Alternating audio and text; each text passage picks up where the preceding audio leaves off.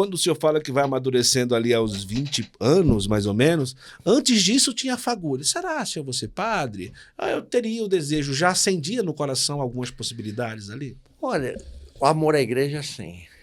Ao Evangelho, a Jesus Cristo, a participação.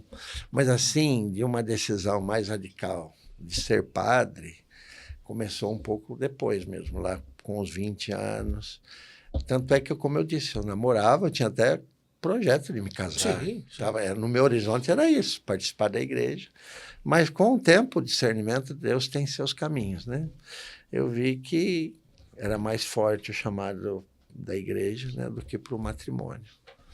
Então, fiz minha escolha, meu percurso, né? E eu pensei em ser padre. A gente nunca pensa em ser bispo. Sim. Né? É o chamado. E depois a igreja me chamou para ser bispo. Então, é tudo mérito de Deus. Né? Da minha parte, só dei o meu sim, o resto é consequência do amor dele. Sim. Agora, quando o senhor começa esse discernimento, parte 100% do coração do senhor como jovem na época? Algumas pessoas falavam, olha, Luiz, você tem pouco jeito de padre. Algum padre chegava a motivar de um jeito mais forte, olhar para ele e dizer, olha, eu poderia ser como ele. Como que isso foi ascendendo de forma mais forte no coração do senhor? Nós estamos falando de 88, 87. Eu entrei no seminário em 89.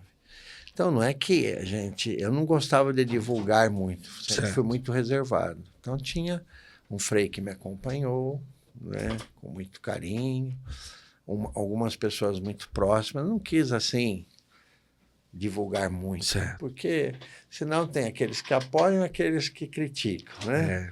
Então, eu fiz um percurso, assim, mais pessoal, orante, e é lógico, depois que eu anunciei, né, eu tive muito apoio da minha família, dos amigos, né? Mas eu entrei para a igreja assim, sabendo mesmo das alegrias, das dificuldades, né? Das provações, então, e já entrei com uma certa maturidade, né? De trabalho, né? Enfim, entrei com 22 anos, quase 23, então isso também para mim foi bom, mas sempre tive o apoio. É lógico, alguns diziam, não, mas nós precisamos de você aqui, continue, tal, né?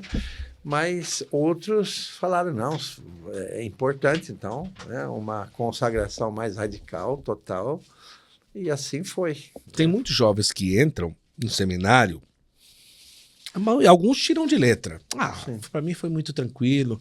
Como que foi a realidade do senhor ao entrar no seminário? Porque assim, o senhor já tinha muita maturidade, pode-se falar, de trabalhar 8 anos, de ter já tinha uma vida própria, dinheiro próprio e toda essa realidade. E entrar ali, como que foi ali nos primeiros anos de seminário? Então, hoje a gente tem, né, os coroinhas, os acólitos, os cerimoniários, né?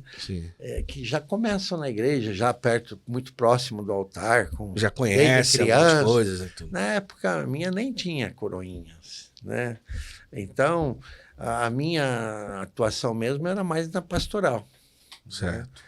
Não era tanto litúrgica, era mais pastoral. Porque também não era comum ter coroinhas naquela época, né? Pelo menos na minha região. Hoje tem. Né? E que bom, né? É maravilhoso. E a pastoral dos coroinhas, acólitos, olha, tem crescido muito, os nossos jovens, adolescentes, crianças, as famílias. Então, isso é um momento que a gente tem que valorizar muito. Então, nesse sentido, assim, eu fui, né, participando, né? E também não fui enganado. Não entrei para o seminário, assim, com aquela ilusão, né, de que seria o paraíso na Terra. Criando grandes expectativas. Eu fui, inclusive o meu orientador sempre falava dos desafios, né? Então, quando a gente entra sabendo mais ou menos, porque alguns entram, nós estamos falando da sacristia aqui, né? A gente cria uma imagem né? Mas não, você entra para o seminário e onde tem pessoas humanas, tem tensões, tem conflitos, tem dificuldades, tem alegrias, tem cruzes, faz parte. Então, por isso eu estou aqui, né? Passei por muitas dificuldades, mas aqui estou, né? Então, é importante que a gente saiba que o lugar que Deus nos coloca, ali é o lugar, né? E que não vai ter um lugar perfeito. O lugar perfeito está reservado para junto de Deus. Mas naquele lugar você pode, né, contribuir, né, com o seu testemunho e enfrentar também as provações. É importante que a gente passe por provações. Ontem São Paulo dizia, e hoje, tudo contribui para o bem daqueles que amam a Deus e nada poderá nos separar do amor de Deus. Se a gente tem tudo muito fácil, né, a gente não valoriza. Isso, inclusive, Dom, é uma realidade, por exemplo, em alguns seminários, né? Às vezes, por o jovem escutar formações de vários lugares hoje no mundo digital, cria aquela coisa da diocese perfeita, do seminário perfeito, do reitor perfeito. Ah, eu não estou me adaptando aqui, não é isso que eu quero, aquela coisa toda. E muitas vezes não consegue enxergar esse período como algo também de amadurecimento, né?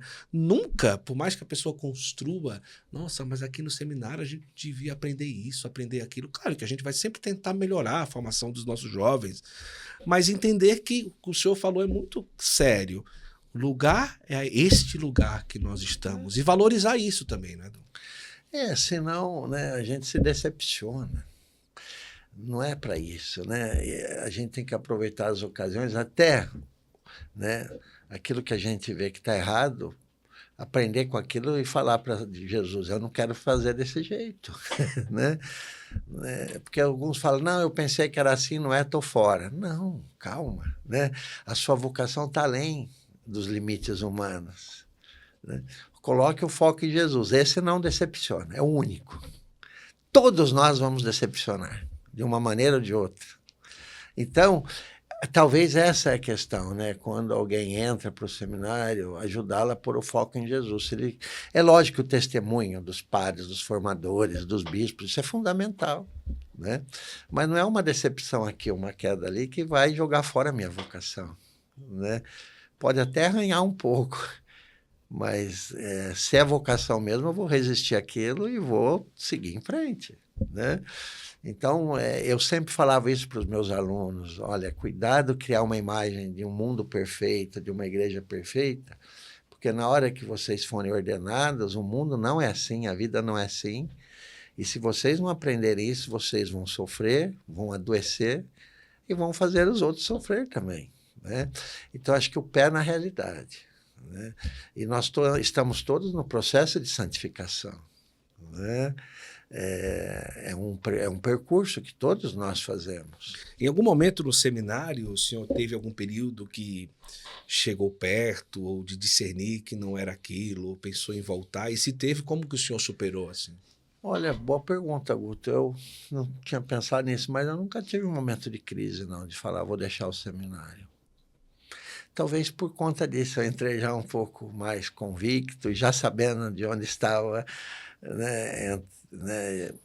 E que sabia que também, é lógico, crise aqui ou ali você tem, mas uma crise profunda de falar, não, vou deixar o ministério, não, vou deixar o percurso vocacional, não, né?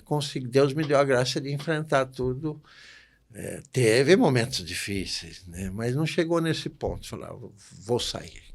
Alguns colegas saíam, né? Mas eu não tive essa dificuldade, não. Gostou desse corte do nosso podcast Sacristia? Olha só, primeiro, inscreva-se no canal do Santo Flow e aqui, olha, 2 cards que vão te levar também para outros cortes desse podcast maravilhoso aqui, o Sacristia. Tantos convidados já passaram por aqui, ó. Clica aqui, aproveita, vai lá.